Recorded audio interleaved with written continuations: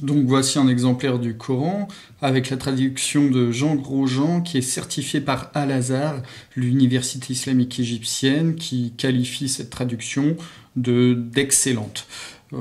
Déjà dans la sourate 3, eh bien, nous avons à partir du verset 126-127 une allusion claire à une victoire de Dieu le puissant, le sage, pour tailler en pièces une part des incroyants et les humilier et qui s'en retournent déçus. Alors les incroyants, ce sont tout ce qui n'est pas musulman.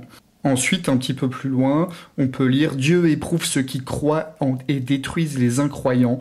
Pensez-vous entrer au jardin avant que Dieu ait connu ceux de vous qui furent combattants, avant qu'ils aient connu les endurants ?»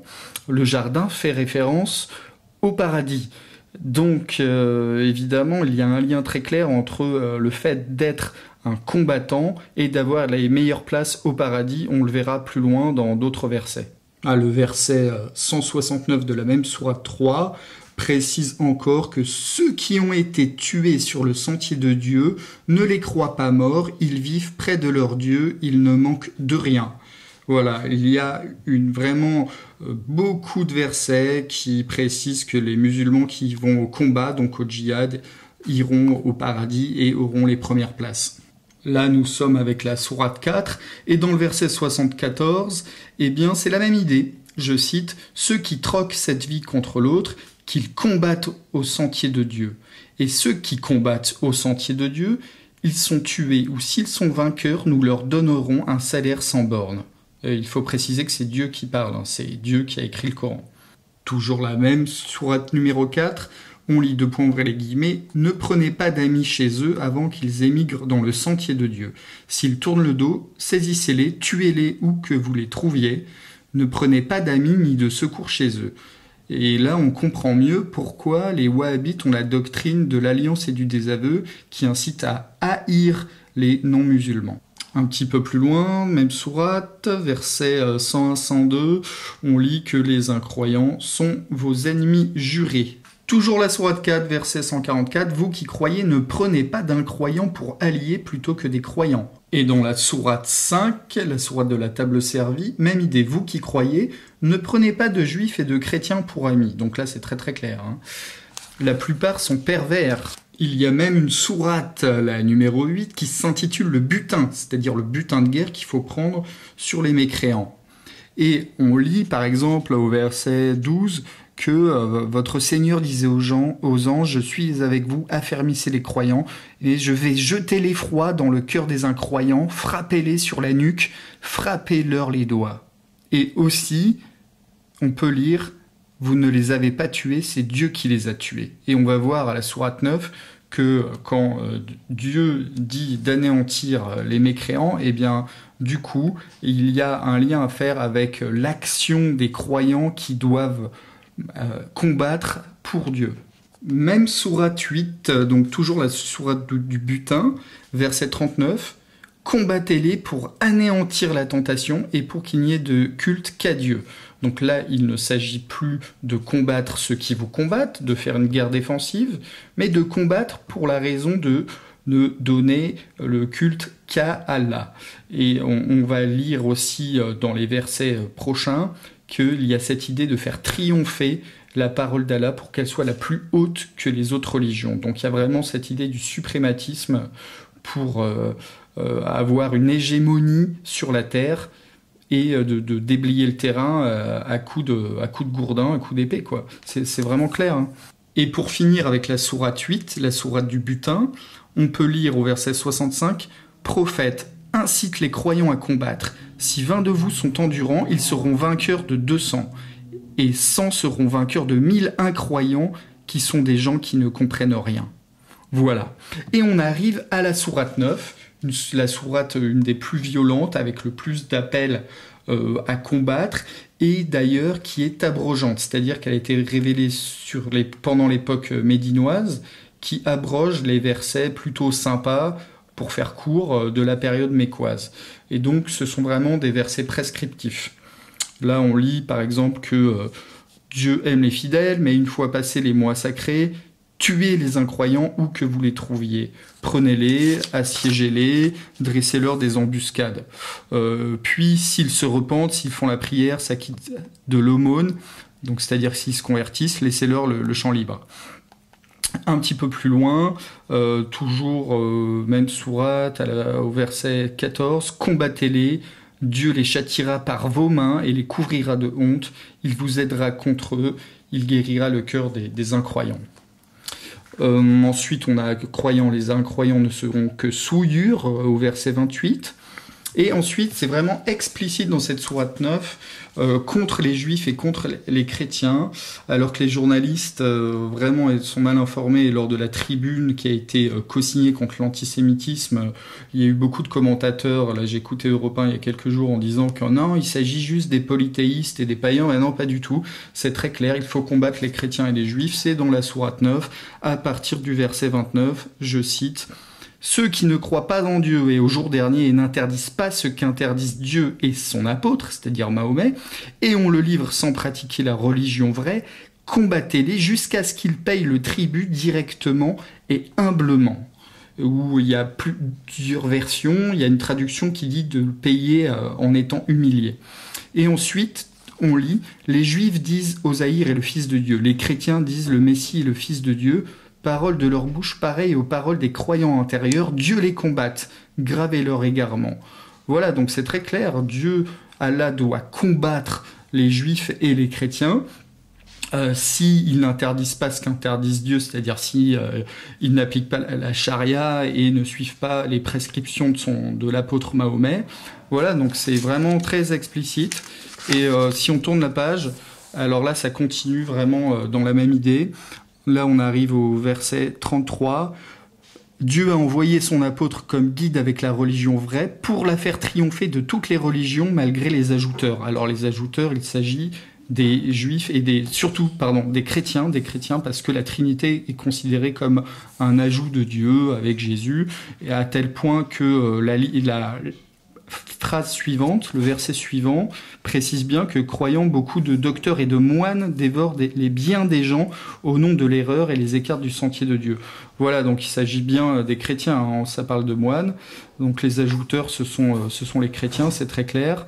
Ensuite, on lit « Ne vous combattez pas pendant les mois sacrés, mais les ajouteurs, combattez-les tous, car tous ils vous combattent toujours. » Voilà, donc Dieu a décidé de dire, selon les musulmans, que toute l'éternité, les non-musulmans vous combattront. Donc c'est une vision complètement paranoïaque et très inquiétante.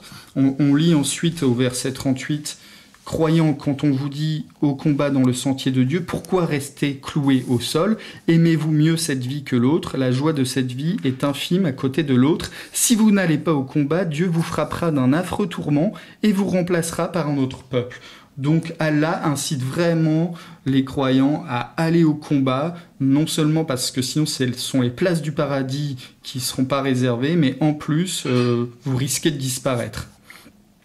Un peu plus loin, on lit au verset 41 de la sourate 9, « Léger ou lourd, allez au combat, combattez corps et biens dans le sentier de Dieu. C'est bon pour vous si vous saviez. » Et cette sourate incite énormément sur le devoir du combat. Hein, on lit au verset 81, « Ils répugnent à combattre corps et biens dans le sentier de Dieu. Ils disent, ne partez pas pendant les chaleurs. Répond, le feu de la géhenne sera plus chaud s'ils comprenaient. » En gros, si vous n'allez pas au combat, vous allez en enfer.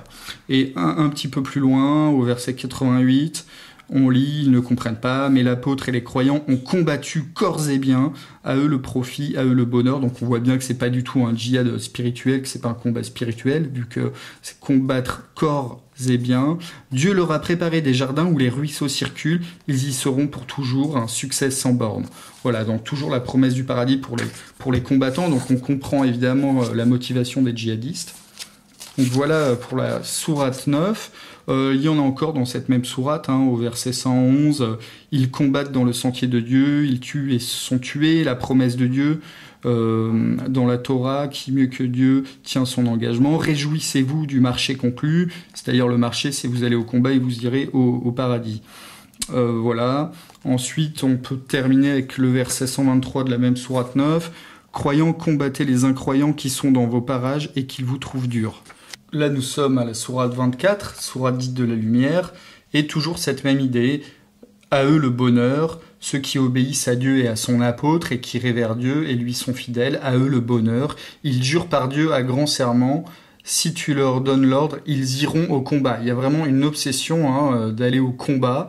Il faut savoir qu'il y a 240 versets qui appellent au combat, à la guerre dans le Coran.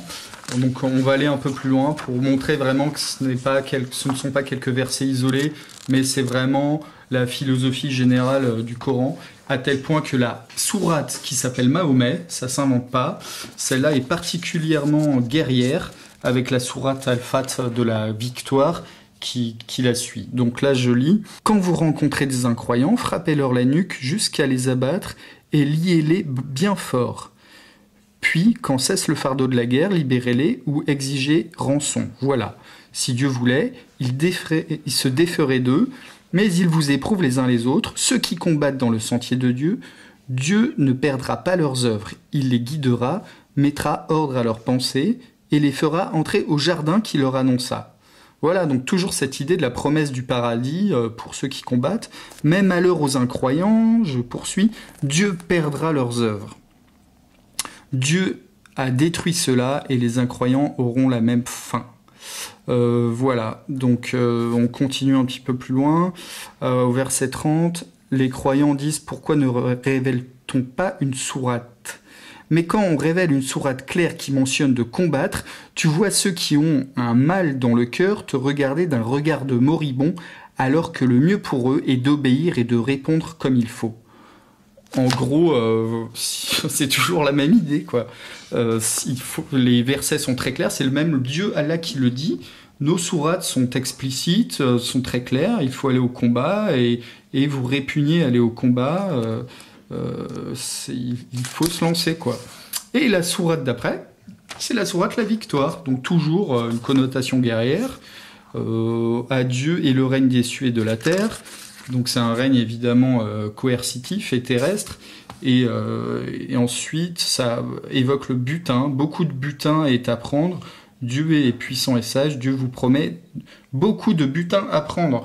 Voilà, donc ça stimule la motivation des combattants. Vous pourrez vous servir sur les incroyants en prenant leurs biens et même leurs femmes, parce que dans la tradition des textes de jurisprudence, il est très clair que les femmes font partie du butin. Je pense à Al-Muwatta de l'imam Malik, le fondateur de l'école malékite. Eh bien, n'importe qui peut acheter ce livre à la FNAC et on vous explique que les femmes font partie du butin de guerre. Et je poursuis la même sourate la victoire. Dieu savait ce que vous ne saviez pas. Il vous a donné une prompte victoire. Il a envoyé son apôtre avec le guide et la vraie religion pour faire triompher de toute religion. Pour la faire triompher de toute religion, pardon. Oui, Dieu suffit comme témoin. Mahomet est l'apôtre de Dieu. Ses partisans sont durs pour les incroyants, mais bons entre eux. Voilà, donc là, c'est encore l'idée qu'il faut être très dur envers les non-musulmans et que eh bien, la vraie religion, c'est-à-dire l'islam, doit triompher de toute autre religion. C'est vraiment très clair. Donc, imaginez une laïcité avec des religions sur un pied d'égalité dans un système islamique, quand l'islam est majoritaire, c'est une vue de l'esprit. Donc, on continue, sourate le Fer, un peu plus loin, eh bien, on lit toujours cette même idée de place distincte au paradis pour ceux qui combattent. Donc pourquoi ne pas dépenser dans le sentier de Dieu, puisque Dieu hérite des cieux et de la terre. Vous ne serez pas égaux à ceux de vous qui dépensent et combattent avant la victoire. Ceux-ci auront un plus haut rang que ceux qui dépensent et combattent après la victoire. Oui, donc plutôt vous dépensez sur le chemin du djihad, eh bien plutôt vous aurez une belle place au paradis, vous aurez les meilleures places surtout au paradis, c'est très très clair. Et d'ailleurs, il y a la promesse des ruisseaux, des jardins, des femmes, un paradis très très terrestre et très matérialiste qui n'a rien à voir avec le paradis des chrétiens. Ensuite, la sourate Le Rang, eh bien là c'est la sourate 61. Dieu aime ceux qui combattent dans son sentier en rang serré comme une bâtisse plombée. Donc voilà, c'est encore une sourate très guerrière, celle-là. C'est lui qui a envoyé son apôtre avec la vraie religion pour guide afin qu'elle prévaille sur toute religion malgré ceux qui ajoutent des dieux. Donc ceux qui ajoutent des dieux, évidemment, ce sont ceux qui croient à la Trinité, hein, les chrétiens, ou les païens d'ailleurs. Voilà, donc il y a vraiment une idée de domination. Hein. C'est la vraie religion doit prévaloir sur toute autre. Donc c'est impossible de faire une cohabitation harmonieuse avec d'autres religions. Et on continue, hein, le verset 11, vous croirez en Dieu et en son apôtre, et vous combattrez corps et biens dans le sentier de Dieu. Fisabilillah, hein, le fameux combat dans le sentier de Dieu, qui est une rengaine, une ritournelle qui revient systématiquement chez les musulmans radicaux. Voilà. Et puis on va finir. Sourate de l'interdiction, une des dernières sourates. Prophète combat les incroyants et les hypocrites, soit dur contre eux. Voilà, donc dans la sourate 70, les degrés, on va terminer par là, et fait référence au butin de guerre avec les femmes qui doivent devenir des captifs de guerre. Hein. Parce que ça parle explicitement des femmes, avec leurs épouses et leurs captifs de guerre, ils ne sont pas à blâmer, mais désirer d'autres femmes, c'est être transgresseur. Donc les captifs de guerre, ça va, mais pas les autres. Voilà, donc c'est la traduction par Jean Grosjean que nous vous avons cité. Et encore, évidemment, on n'a pas cité tous les versets guerriers, parce que comme on vous l'a dit, il y en a 240, hein, il y a eu plusieurs décomptes d'islamologues. Et c'est une traduction qui se distingue pour la première fois parmi les différentes traductions déjà publiées en langue française par le soin extrême apporté au style de la rédaction ainsi que par la fidélité au sens. Voilà, ça c'est extrait du rapport approuvé par l'Institut de recherche islamique d'Al-Azhar. Donc on ne peut pas nous dire que c'est une mauvaise traduction ou que le sens a été altéré. Voilà, la traduction de Jean Grosjean qui est vraiment explicite.